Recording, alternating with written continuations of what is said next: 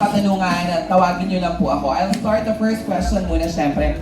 Gusto ko agad itanong kay Ice, gusto kong malaman na syempre, na-witness natin kanina, sabi mo nga, you're celebrating, or we are celebrating the 25 or 25th year of pagdating ng panahon, your music, your story. Ano naman ang aasahan namin sa'yo, Ice, ngayon na bukod sa pagiging artist, na syempre, ikaw ay leader na din ng Fire and Ice.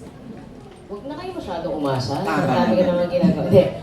Sa totoo lang, when we first started Fire and Ice, parang never ko na-imagine na lalaki siya ng ganito, that we will be, handling artists. Parang, it really started as a playground for Liza and I eh.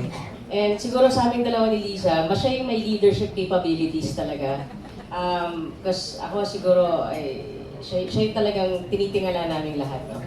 But siguro what I can offer then is love, support, and then, tsaka siguro yung mga natutunan ko throughout the years.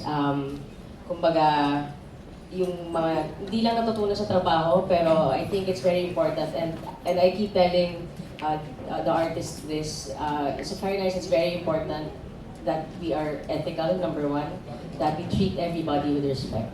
So, kumbaga, walang sakit ng ulo kapag Fire and Ice artist ang kukunin nyo. So parang siguro, I've seen the importance of that. I've seen the importance of, building relationships, not just with the people we work closely with, but of course with the press, with the partners, and every collaborator. Because yun nga di ba? Every collaborator is an opportunity for growth. So, siguro that's what I can share. And of course, yun lang, parang yun muna i-share ko sa kanila. Siguro after next year, tanongin mo ako ulit. Baka may iba na ako i-share sa kanila. Tama. Kasi syempre, di ba, this is just the beginning. Yes, this is just the beginning. Yes. May nakalimutan tayo, Ay. Syempre, di ba yung sinasabi ng mga ecosystem, di ba? The infrastructure. Infrastructure! Oo, yun. Thank you, Ice. Maraming salamat. Pero actually, si Ice, he Opo. underestimates his ability to just be an authority in a room. Kasi grabe yung presence niya lang, how he is able to get everyone on board sa mga ideas niya. Siguro sa kanya, sobrang natural na yon because of the many years he spent in this industry. Pero I'm always amazed because kilala niya lahat ng staff. From utility to mga yung mga crew namin, he calls them by first name. Because ganun siyang, ito yung longevity. And siguro yun yung maibibigay namin sa mga artists namin. Yung hindi lang mag-trend, hindi lang maging sikat ngayon or gumawa ng mga music na relevant or current ngayon. But how will you also, ano yung mga values na dapat meron para magtagal kayo sa industriya? And I'm always learning every day pa rin whenever I'm with my husband. And I'm excited because he's so generous. Grabe yung pag-angat niya sa mga artists namin. And yung artistry na talagang willingly sinishare niya. So, akala niya wala siyang contribution. Pero napakarami. He's really a very strong pillar sa Fire and Ice. Maraming salamat. Pero ika nga sa script natin kayo na, di ba? You are the visionary. Sa ating Fire and Ice na entertainment company. Ngayon, ang next question na magagaling naman ay of course kay John Bueno of kumagkaw.com. Hi, John. Thank you so much. Kaya ka pa nandiyan as hindi ka talaga umalis. Napapansin ni Jay lang. Talaga, kasi syempre, di ba? Yes.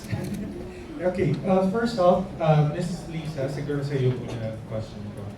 Kasi just thinking about what you've been through as a company per se, and what you have been producing in the past couple of years na witness ko din personally, parang this wasn't in the back of my mind that's gonna happen. But what did you think of na we have to make it big in order for us to be big as well in the industry? Honestly, it's very needs-based. Sabi ko nga sa inyo, we were operating with 8 people. Yes. And we were able to sustain ourselves from 2020 the late part of 2022 hanggang 2020, early part of 2024. And then you just woke up one day na, oh my God, parang kailangan natin ng mas maraming tao because we're already, kailangan na. Lumalaki na yung projects, dumadami na yung projects, and hindi lang yung mga initiatives na gusto namin gawin.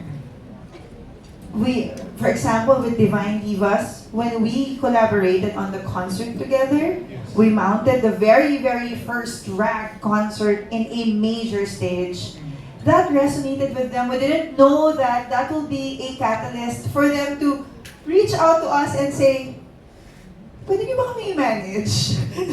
It was really that. Like, everything is so organic. We didn't plan, okay, magtayo tayo ng artist management. Yes. I met Luis because he was a judge in an online Your Song of Excellence na sponsored in Taiwan. And when we discovered her, love, you have to listen to this singer. Ang galing-galing niya. And I feel like she's not given the opportunity that she Pag-public, baka needs. lumaki yung ulo. Yes! So, yun siguro, yung honestly, hindi talaga namin siya, we're going to have 5 brands, we're going to have all of we're going to have the entire ecosystem. But it felt that that's the natural thing for us to do because we want to maximize their visibility. Yes. I am in films, I do productions, we are creating content. We would want for them to have their own content to help their music career. So, you know, everything is bleeding into one thing, and the next thing we know, tatlong punay nasa Fire and Ice, all working together, integrated, and finding ways to use a particular brand para sa mga ginagawa namin. So, for example, we have a Fire and Ice Live. We're actually also creating music for it. So, love, sabi ko, okay, maybe we can get into music production kasi tayo rin naman yung gumagawa ng music. Parang kami rin naman, very particular din kami. You know, we're sobrang grabe yung standards when it comes to quality. So, and we are very blessed that we are surrounded by people who are really good at what they do and are the best in the industry. So, imagine that collaboration happening and it being an original output of Fire and Ice. So, where we are now is really a response to the growing number of partners, the films that we have created, like mga directors na lumalapit sa akin, like, Lisa, can you produce my project? I was very, very surprised kasi I'm very new as a producer. You know, from public service, transitioning as a producer, I can say that I'm one of the younger ones. I'm a very, very young producer. But what I have is a wealth of partners, relationships, that through the years have also supported me in my own initiatives. So I willingly give it to them. Like, okay, kilala ko si ganito. Shoot tayo dito sa country na to. Okay, itong project mo, bagay siya sa...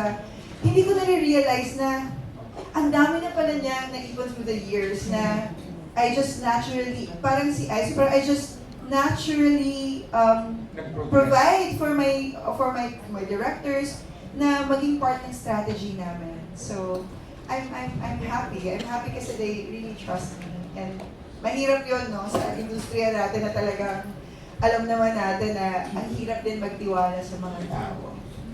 Thank you so much. Now, kasi I've seen also, no, na before, there was kind of a struggle.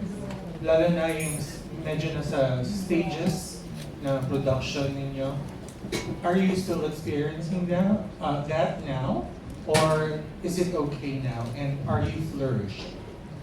Sorry sa flourish, parang thesis. Flourish! I think the struggles will always be there, especially if you are growing. Diba? And siguro, if there's one thing about Liza and I, mukha lang kami petics, pero well, siya hindi mo ang petics, ako lang pala, sorry Pero I'd like to think we're both insatiable when it comes to, you know, parang honoring the ideas that we have. And the struggles will all be there. Nag-iiba-iba lang yung struggles na ito, di ba? But ako, honestly, I'm at this point in my life that I welcome the struggles because pag sa struggles na to, mas doon ka natututo eh. And feeling ko because of the struggles that we have been through when we were first starting in the business, ang laki na at ang lawak na ng experience na ibigay namin sa amin ito that will actually help us find the next struggle. Actually, there was really a time, I remember, I think it was November. Basta alam ko parang ano pa lang. 1 year pala siya. Oo, 1 year pa lang kami sa Fire and Ice. And syempre, this is a self-funded company. Yes. And takot kami to reach out then to partners pa kasi ayaw namin na kami yung madadamay sila sa mga struggles namin. So kung kaya namin talagang kaming dalawa lang. So syempre darating yung point na, 10,000 na lang pera natin sa bangko. Oo, limas na limas. So, talaga nasa-stress ako. Isarado na natin to, hindi naman natin ito kailangan. Pwede naman ikaw kumanta lang, tapos mag-ano na lang yung andun kami before. But, We would always have that conversation. No, seriously. I mean, up until now, of course, I mean, guys, let's be real, di ba? Having 30 people working with you is no joke, right? yeah.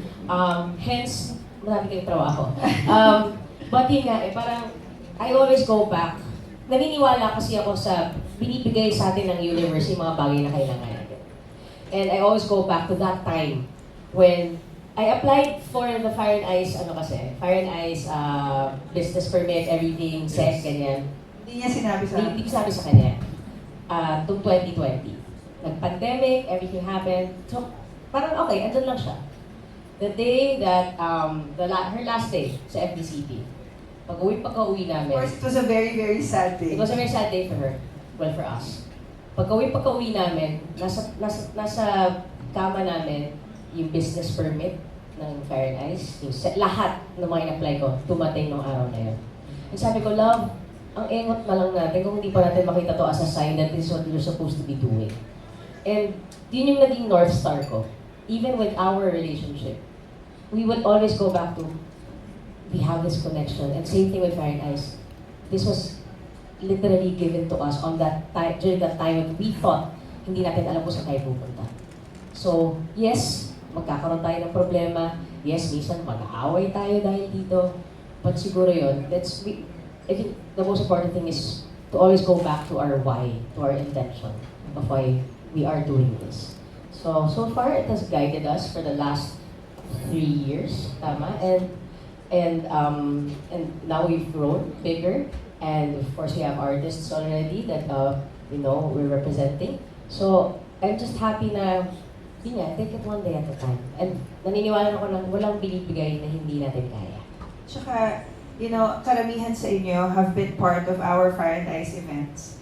And alam niyo, yung commitment namin to quality, yung commitment namin to creating events and live concerts that create experience, that is really us.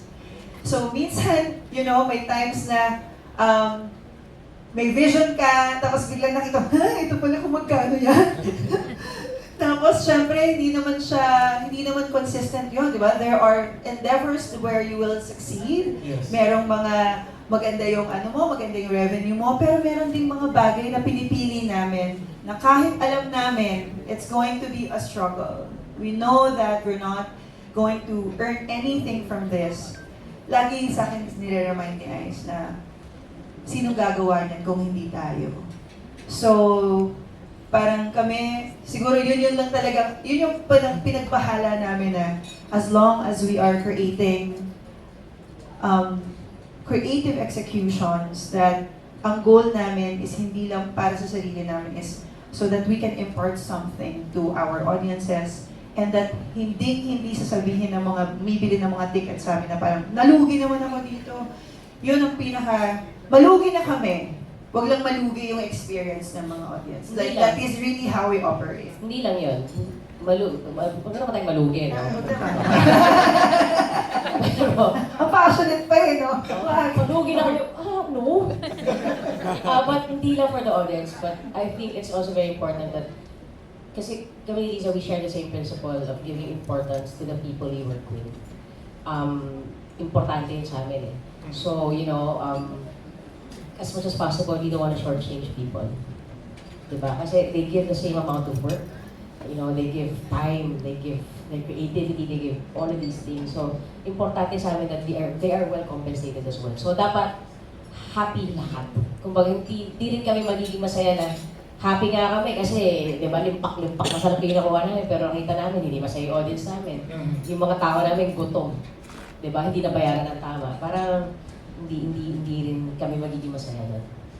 Thank you. My last question is for, of course, the divas. I'm a big fan of you guys individually. I know your successes. Now, my question is from a from a point of view of a fan. Because with your successes in the previous years, I would probably think that you guys are filthy rich. And you wouldn't actually need management. Now that you've signed with Fire and Ice, what does this mean to you? And why in the first place? Why did you have to sign with Fire and Ice when you guys are already successful? Ang tari, pang ANC yung tanong. Mas naka-pressure po yung Filthy Rich. Sampu lang namin ko. Ang ganda lang po kami. Mukha lang po kami rich. Pero ako po siguro, nung lumapit po kami sa Fire and Ice, kasi kami, yun nga magkakaiba po kami talaga ng ginagawa. Kahit isa kaming grupo, magkakaiba pa rin kami ng gusto, pare-pareho kayong mga divas. So kailangan po talaga ng may isang makahawak sa aming management. Kasi pag kaming tatlo lang, parang, kunyari gusto niya ito, gusto ko iba rin. So paano tayo kanilaw, tatlo girl? So yung kailangan po talaga ng may isang tao at na magmamanage siya, sasabihin niya, ito yung mas okay pag pinagsama-sama lahat ng gusto niya tatlo. Kumbaga parang, opo, kapag nasa kanya-kanya kaming gigs, doon kami magaling. Pero syempre, nandun pa rin kami sa, kasi po kami ni Brigidin, 13 years na kami magkaibigan. Si Vinyas, 10 years. Kumbaga parang, ang gusto lang namin siguro ipakita sa mga tao na totoong nag-work yung girl group, totoong magtatagal siya, totoong may friendship, totoong, may away syempre, may mga differences. Pero kumbaga, kung gugustuhin talaga natin, mag-work yung group. Kung may tamang tao na hawak sa amin, naniniwala pa kami na Fire and Ice po yun. And thank you! Also, po siya, it's a humble career move. Kasi syempre, lumalaki yung industry ng drag dito sa Philippines. Pero hindi lahat nabibigyan ng ganitong chance at tiwala from Miss Liza and Direk Ice na talaga naman napatunayan nila yung mga sarili nila sa industry nito. And syempre, this is also a move para mas mapalawak pa at mas marami pang makakita at makawitness, makatanggap ng art of drag na ginagawa namin. So, with their help, we are very sure na mas marami pang tatanggap sa amin at mas maraming makakaintindi sa art of drag. Yes. Ako naman po, as year goes by, parang nag-grow kami apart, nag-grow kami sa sarili naming mga careers alone. Pero parang ako hindi ko nakikita na kung saan papunta yung Divine Diva. So parang kailangan namin ng guidance in this industry. And sino ba yung nakikita namin mga magulang namin sa industry ito? Kundi, ayan. Hi, daddies and mommy dito sa industry. So excited kami kasi ang dami na nilang mga gustong ipagawa sa amin agad na mga hindi namin na-imagine na gagawin namin. And excited ako ipakita sa inyo yun soon. Yes. At saka isa rin po ang maganda kasi parang tatlo kami na dati na nung mga bata pa kami, mahilig kaming kumanta. Kaso napunta kami sa lip sync. Kumbaga parang doon kami nagkakilala. Pero maganda po nun, andyan po si Direk Ice na nung bata pa lang po kami, bata rin naman siya noon. Nauna lang kaming lumaki. Pero siya po talaga yung titingala sa music industry simula noon hanggang ngayon. Kaya sino po ba yung pagkakatiwalaan namin na mag-guide sa amin para mabalik yung love namin sa music kundi si Direk Ice po yung talaga siya. Ikaw na yun talaga yan siya. Congratulations to everyone. Maraming salamat kay John ng kumagkaw.com. Ang susunod naman na magtatanong of course ay isang mabuting kaibigan, Miss Tessa. Yes. Ayan. Hello po, Miss Tech. Another English, ano to? English session. Yes. Ayan. English Miss Tessa, parang kabugin natin yung kay Chan. Really? Thank you. Miss Tessa, it's your time to shine. Go take it away.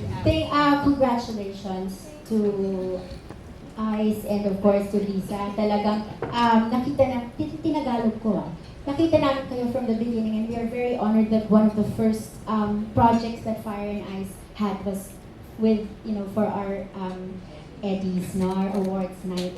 And, we're so we're so proud to be part of your history because the quality talaga of the work that you do, as you keep on going, just keeps getting better.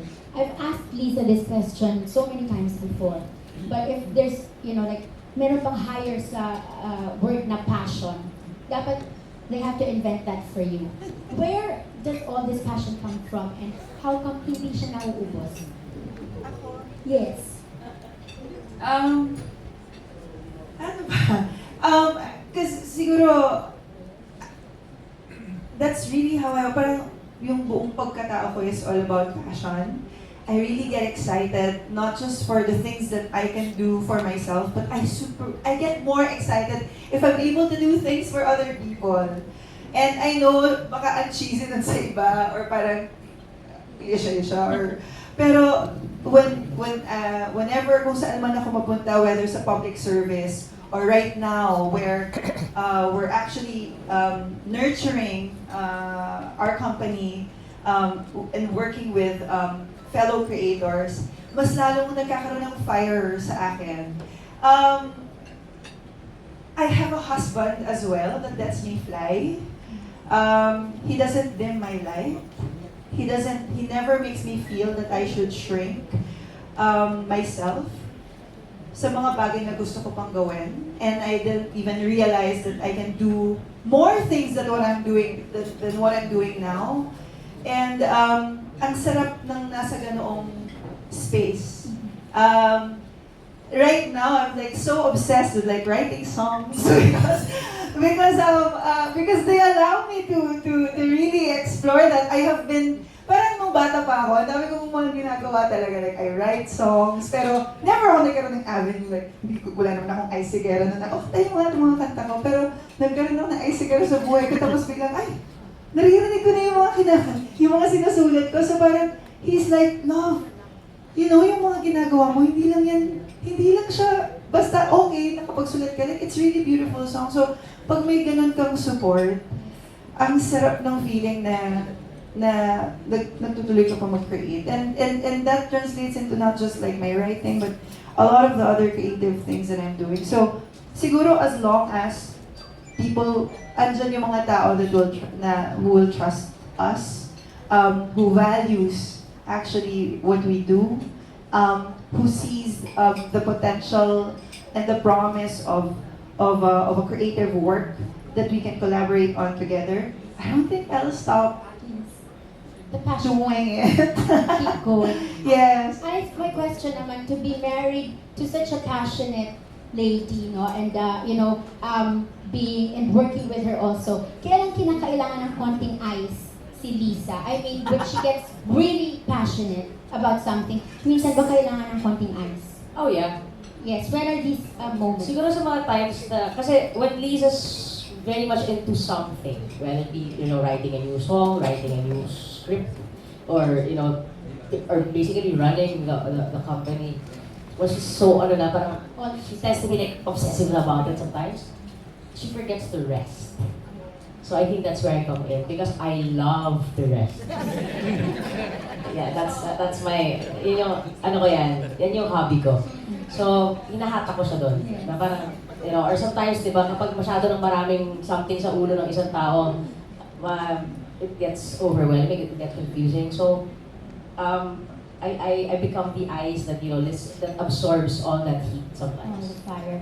And knowing the two of you, I know when you do something, it's never just that, no? And you both have such a love for country. I know that deep, deep love for country that I'm sure something about Fire and Ice has to do with that. No? So ultimately, where do you want to take this? Putting, all of that into the picture.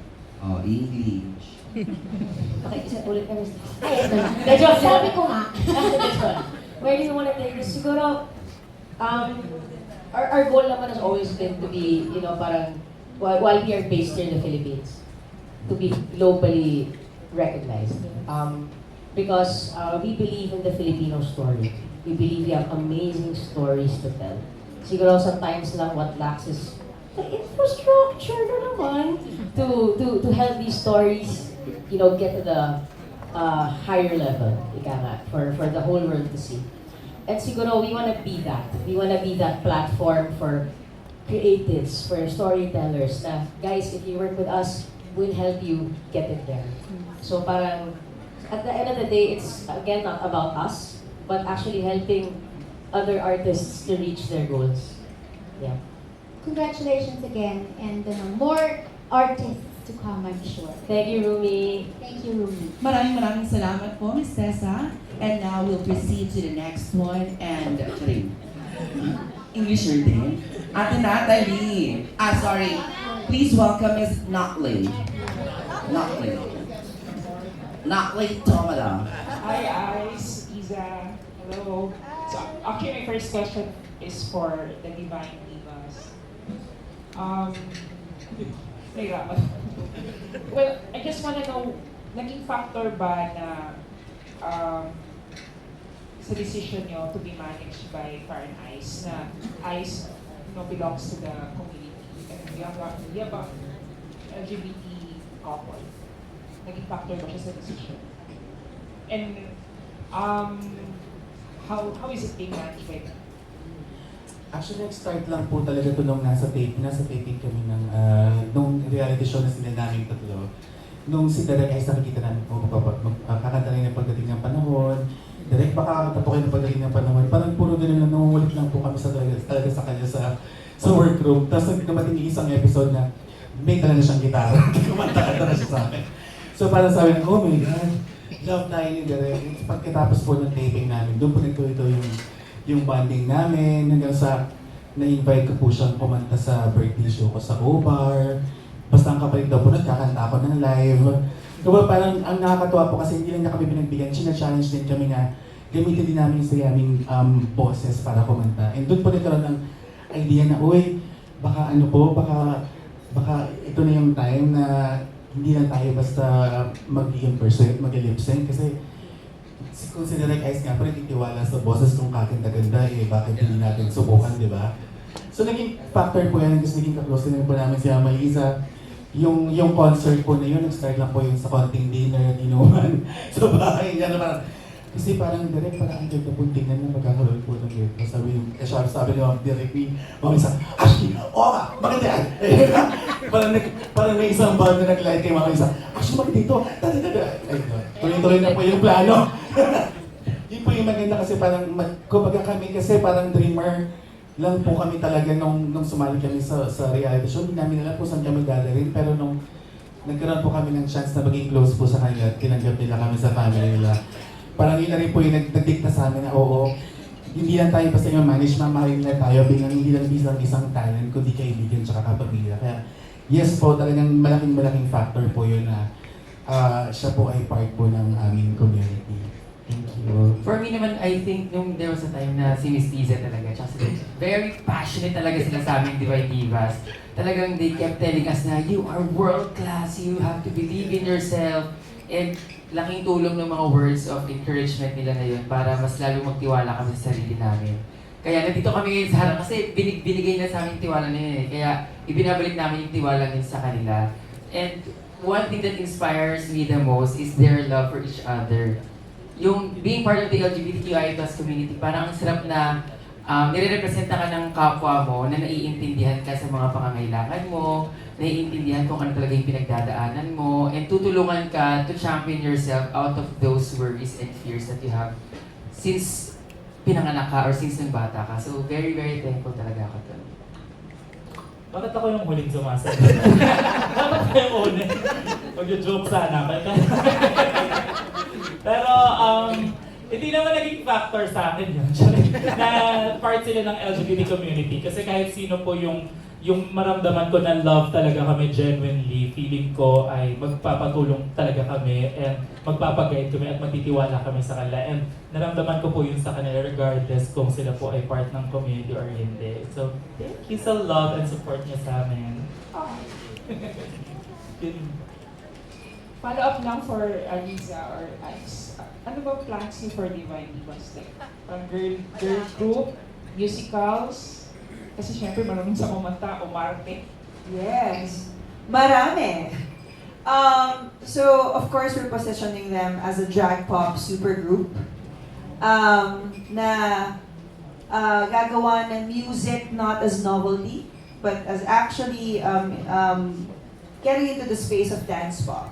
So, konti pa lang yung mga ganun sa atin na talagang mga Pussycat Dolls or... Cats. Yeah, so of course, nagtitraining na sila sa mga kanilang voice coaches. That's for me kasi drag in the Philippines is no longer a fluke. It's no longer, it's part of our lifestyle, it's part of the mainstream, it's part of an industry. And the drag artists we have in this country are legitimate artists. So, hindi natin sila ilalagay sa, okay, sige, kanta ka ng isa kasi drag, maglilip sync ka. These queens are more than that. And they're ready to show the world that they are more than that. So, ang dami naming plans for them. They will be coming up with an EP entitled Divine Rules the World. May 6 tracks yon ng kanilang mga songs. Lalabas, I think, sa March, ang kanilang first song. On May 31, Pride Eve, they're going to have a concert at the Newport Performing Arts Theater on May 31.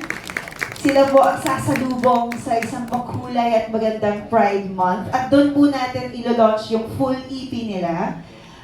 And then, of course, because isa sa mga ginagawa namin is we are an IP company. So we conceptualize IPs. And these IPs become a way for us to work with not just local producers but international promoters. So ang plan namin after that is to actually tour the concert in different parts of the world. So yes, we really have global dreams for them. I feel that right now, yung artistry nila, because of their respective achievements, is already at a level na they're already globally recognized. They are actually, yung mga kausap namin in Australia, may mga kausap namin kami sa Canada, kilala sila because nag-attend na sila at nag-participate sila sa mga drag-con. So, global stars na talaga sila in their own right because of the global nuances of drag. And nag-start sila sa isang very global reality show. So it wasn't really hard for us to convince yung mga partners namin na nakakatrabaho namin for the world tour of our other events. And we're very excited kasi yun din naman yung mga gusto nilang mangyari, di ba? So, ayun, abangan ninyo, May 31, Eve of Pride. Yes, thank you so much po, Miss Natalie. Maraming salamat. And ito, ang susunod na magtatanong, actually, we're sa na tayo, sa last question na tayo for the Q&A. Pero syempre, Ate Janice Navidad, take it away po. Ayan. Congratulations muna to Fire and Ice. Mabilisan na lang, malulubat na ako. Yan. Ay, kay Luis muna. May we know anong surname ni Luis? Ano po? Alivio po. Oh. Why did you decide na hindi gamitin yung Alivio? Si Ice po nag-decide. Ako nag-decide no, sorry Luis. Hindi kasi, ewan ko, it just feels different. I mean, sometimes I make decisions not because iniisip ko siya, but iba yung dating ng Luis. Intuitive thing lang siya. Sinabitan ni Direk. Chair Liza, we know naman how stiff the competition is right now in the industry, no? So as a newbie, how do you plan to make Luis a big star in the industry? Well, alam nila yung process namin.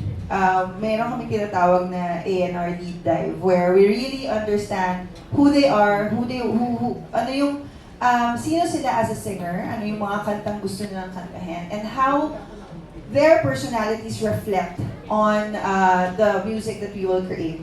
I think this is the perfect time to create these kinds of music because we are in an era of authenticity. And the more people know you through your songs or through your music, mas nagkakaroon ka ng posisyon.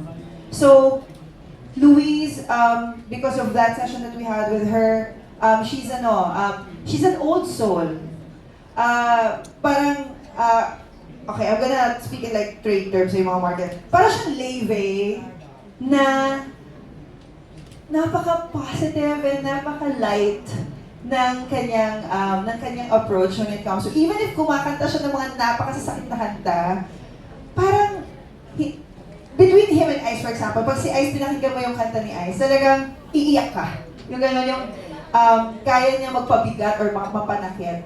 Si Louise, ito yung kahit na you're experiencing like, grief or malungkot ka, you put on her music at 2 in the morning, parang there's like comfort. And I feel that will be what she can provide with her music. And my God, again, we're also releasing her EP. It's also a 6-song track. Yung first song is going to be released. Meron ba tayo na April na ba? And dun yun talaga makikita yung range ng kanyang boses and how she's going to lend her creative and amazing voice in this dito sa natin ngayon sa industry. And siguro, to answer your question on how you make someone a big star, ewan ko, I've never subscribed to that. Naniniwala ako that we help the artist hone the craft, get better at it every day. Because it's always up to the public diba? And kami rin sa Fire and Ice, at least naniniwala kami na, parang, kasi pwede mo naman gawin yan. Pwede ka, we have to manufacture this artist, diba? Para siya maging big star. But, importante sa amin yung authenticity. And I'm very sure that if an artist is authentic and real, meron tao makaka-recognize it. So for me, that's important. Growth is, for me, more important than anything else. And artistry, yeah. And to Luis naman, being part of Fire and Ice, what are your expectations? Actually po, just to share a few po, hindi ko talaga in-expect lahat ng to. Kasi kahit nung pinakauna pa, hindi ko in-expect na maranasan kong kumanta ng concert, mag-front act, kumanta sa sarili kong hometown na sobrang laki nung event. Actually, kay taga Cebu po ako. Doon ko lang po naranasan na kumanta sa Sinulog. Yes, it was my first time kahit doon po ako. Sobrang laki po nung Sinulog po sa amin. And dahil po sa Fire and Ice, na-share ko po yung boses ko po sa kapwa Cebuanos ko. And sobrang happy po ako kasi na-experience ko po nakasama po silang dalawa. And yun po yung isa sa memory ko na sobrang hindi ko makakalimutan kasi nag-enjoy po talaga ako. And of course po, sumasama po ako sa gigs ni Sir Ice. And there po, parang ang dami ko po talagang natutunan, nakaka-meet po ako ng iba't ibang tao. And nakaka-antig lang po talaga sa puso na may mga tao pong lumalapit po sa akin na na-appreciate po nila ako, na ganito po yung nararamdaman nila. And dahil po sa mga sinasabi nilang ganun, parang sabi ko sa sarili ko, parang ganito pala yung effect ko sa kanila. Parang hindi ko po kasi naisip yun. So siguro po, yung expectation ko po sa Fire and Ice is matulungan po nila ako na mas mag-grow pa and mas matutunan pa po kung paano i-express yung sarili ko. Kasi sobrang laki na po nang naitulong nila sa akin na parang hinayaan ko lang po talaga sila and nakinig lang po ako and hindi ko na po alam na ito na po yung nakakamit ko ngayon. So, thank you po Sir Ice always. Alam mo yan. And Miss Liza, of course. Yes. Kay Princess naman. Since friends naman kayo ni Ice, no? Are you going to reinvent yourself as a singer? Kasi syempre, with Fire and Ice, ano ba yung mga mababago sa'yo? May mga, bagong aabangan? What are those? Nag-deep dive, nag-artist deep dive kami with Liza and Ice and the whole Fire and Ice team, Fire and Ice music team. And yeah, syempre pinag-usapan namin yan kasi I've been known for covers ever since nung nagkasama kami ni Aiza Asap dati sa Sessionistas. Talagang lahat ng albums ko from from Viber Music, covers talaga. And pumatok naman din naman talaga yon. And I've always been known as that. But syempre, as an artist, parang hinahanapan ako ng ibang tao or ako rin minsan na parang kailan kaya ako magkakaroon ng original song na lalabas, ganyan. Meron namang mga lumabas, pero syempre mas nakafocus kasi yung promotion sa covers. And actually yung nag-meeting kami ni Lisa, parang meron akong mga insecurities, mga ganyan na lumabas dun sa exploration namin. But I really appreciate how they were open, kasi nga kaibigan ko sila, di ba? So parang how they were so open and telling me na parang, no, you're here, you deserve to be here in the industry and you have talent and you can do this, ganyan. So parang mas na-encourage ako. Actually, yung nag-concert yung Sessionistas, yung 2025, parang sobrang saya ako ng year na yon. Kasi syempre for me, in the past few years na nakafocus ako sa family ko, sa mga anak ko, and I appreciate that. I love my life. I really like my life. I love my life, my husband and my kids. But syempre, medyo nag-backseat ng konti yung singing. Diba? Which is my first love naman ever since. But because of Iron Eyes, the Sessionistas, the Love Sessionistas na concert, na-reignite siya and ibang klase yung journey ko last year. Ibang klase talaga yung saya ko. Oh my God, ako pwede naiiyak. Kanina pala ay pinagtatanong kasi iyakan ng iyak. So ako naman ngayon, karma. Hindi, pero to answer your question, I am so excited to really create naman this time with them. And para naman mas makilala ako ng ibang tao. Siyempre mga kaibigan ko, pamilya ko, kilala nila ako. So I wanna share my story. As they said, diba, Fire and Ice is all about creating and sharing stories. So as a Fire and Ice artist, I'm super looking forward to also creating my story with them and sharing it to all of you as well. So yun. So music syempre, singer tayo. So yun, I'm very excited to share new music under Fire and Ice very soon.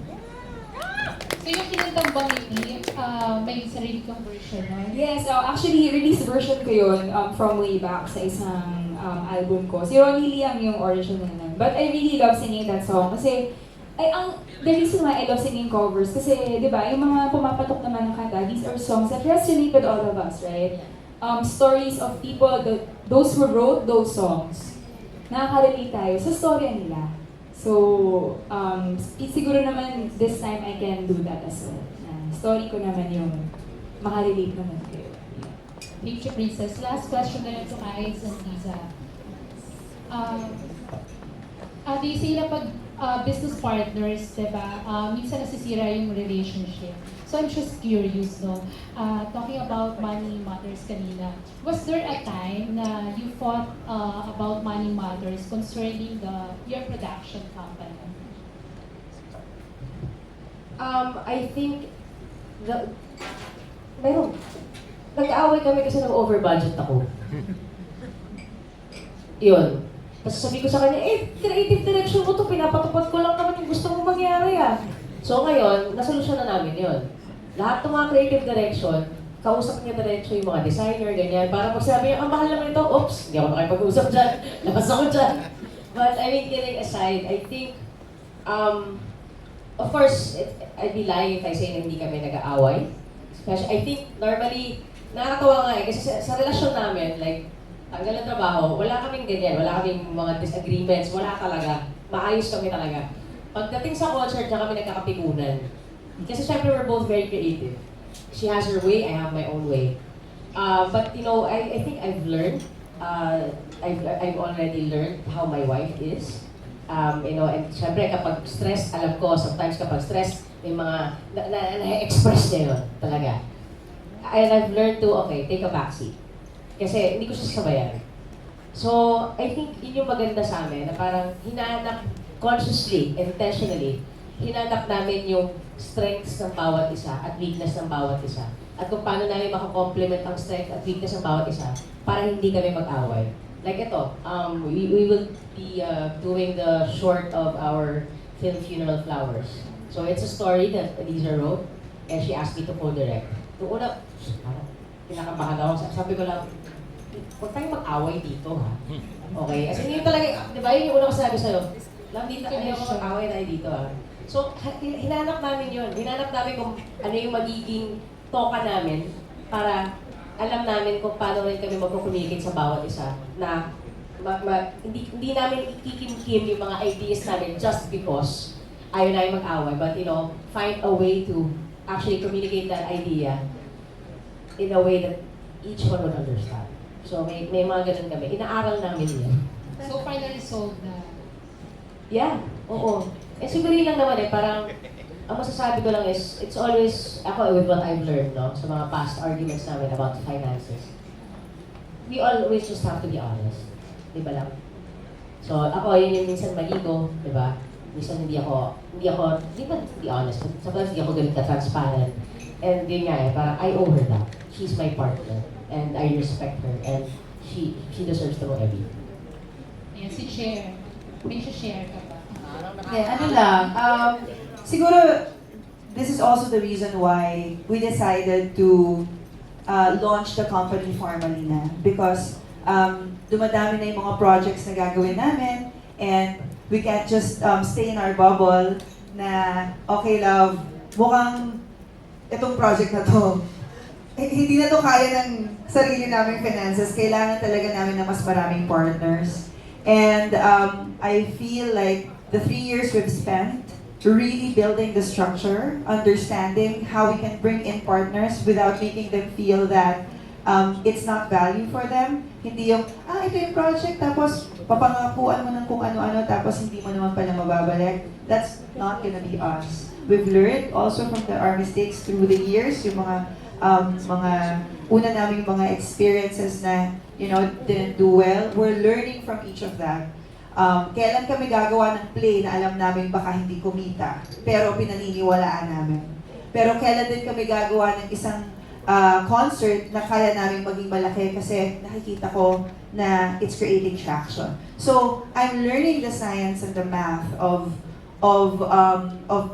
in every endeavor na ginagawa namin. So, we're ready. We're ready ngayon because we have a series that that was launched.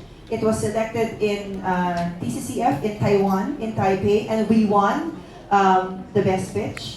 It's going to France this March in Series Mania, and we now have a French producer for the project. We have ongoing talks with some international partners for this. We're currently casting, talking to our lead character. So Never the Bride is the title of this series. Is an 8-episode series that about the best wedding planners in the Philippines na gumagawa ng weddings ng mga pinakamayayaman at pinaka-alta de sosyedad dito sa Pilipinas. At ano ang mga pinagdadaanan nila, mga disasters, anong mga chaotic moments nila, gusto ng bulaklak na hindi dumating galing sa Holland, gusto nyo ng tulips pero wala. So, all of us have those, especially yung mga naging brides, they have those kinds of experiences. So we want to translate it into this beautiful creative work, and are excited to really start it already since nabubuo na namin yung aming mga partners. So, it costs money. And you're talking about really having a financing na hindi yung, meron tayo 5 million, gawin na natin. Diba? May mga ganun kasi tayo minsan, because we're so excited. So, kami, we want everything well planned out. We're seeking, pati mga post-production partners namin, kinakausap muna namin bago kami mag-umpisa. We want to make sure that we have full financing and maayos lahat siya. So, of course, it's important for us to now reach out to more partners who will be collaborating with us. And with that, congratulations, Pirates! Maraming salamat kay Ate Janice. Ako, thank you. Palakpakan naman po natin Fire and Ice, the music. Ayan, Cher Liza Ice, Princess Louise, The Divine Divas, Vinyas, syempre Brigading and the Precious. Ayan. Marami pang tanong actually, pero feeling ko baka mag-solo-solo na sila lahat. Kaya naman, pwede na tayong tumayo lahat at for the